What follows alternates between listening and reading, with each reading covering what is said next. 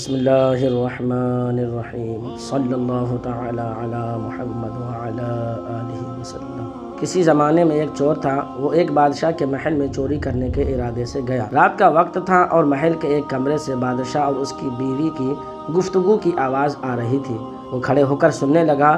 اگرچہ ایسا سننا غلط ہے، ناجائز ہے، چوری ہے، لیکن چور تو چوری ہی کرنے آیا تھا، تو اسے سننے میں کیا چیز مانے ہوتی، آخر وہ چور ہی تو تھا۔ اس چور نے سنا کہ بادشاہ اپنی بیوی سے کہہ رہا ہے کہ میں اپنی بیٹی کی شادی ایسے آدمی سے کروں گا جو نہایت متقی پرہیزگار ہو، بہت اللہ والا ہو۔ جب چور یہ بات سن رہا تھا تو اس کے دل میں خیال آیا کہ کیوں نہ میں کچھ ایسا بن کر دکھاؤں کہ بادشاہ میرے ہی ساتھ اپنی شہزادی کی شادی کر دے۔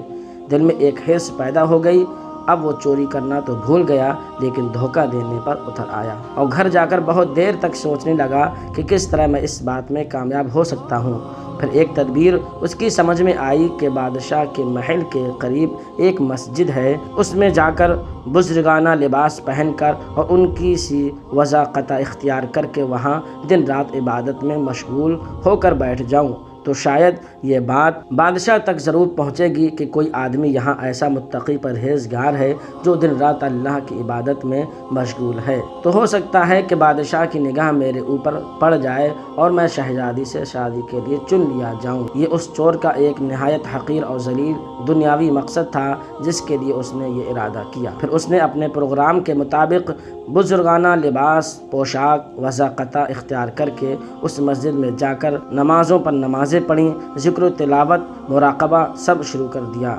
دن گزرتے گئے اور لوگوں میں یہ شہرت ہوتی گئی کہ کوئی اللہ کے بہت بڑے ولی یہاں آ گئے ہیں جو دن رات عبادت کرتے ہیں۔ یہاں تک کہ یہ بات بادشاہ تک پہنچ گئی کہ یہاں کوئی اللہ والے آ کر بیٹھے ہیں، جوان، زہد و عبادت میں لاجواب، تقویٰ طہارت میں بے نظیر۔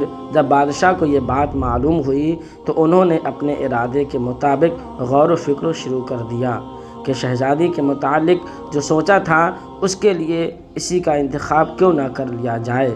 بادشاہ نے اس سلسلے میں گفتگو کے لیے اپنے وزیر کو بھیجا۔ وزیر اس شخص کے پاس مسجد میں پہنچا اور باادب ہو کر اس سے کہا کہ میں آپ کی خدمت عالیہ میں بادشاہ کی طرف سے ایک پیغام لے کر آیا ہوں۔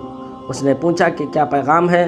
وزیر نے بتایا کہ بادشاہ نے کئی سال پہلے یہ فیصلہ کر لیا تھا کہ وہ اپنی بیٹی کا نکاح ایک ایسے شخص سے کریں گے جو بڑا متقی پرہیزگار ہو، اللہ والا ہو، اور وہ ان کی تلاش میں تھے۔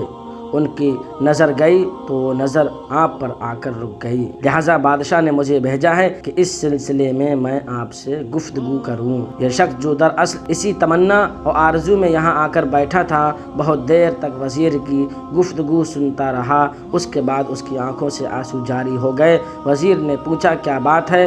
تو کہنے لگا کہ آج جو پیغام لے کر آپ میرے پاس آئے ہیں یہ پیغام مجھے منظور نہیں۔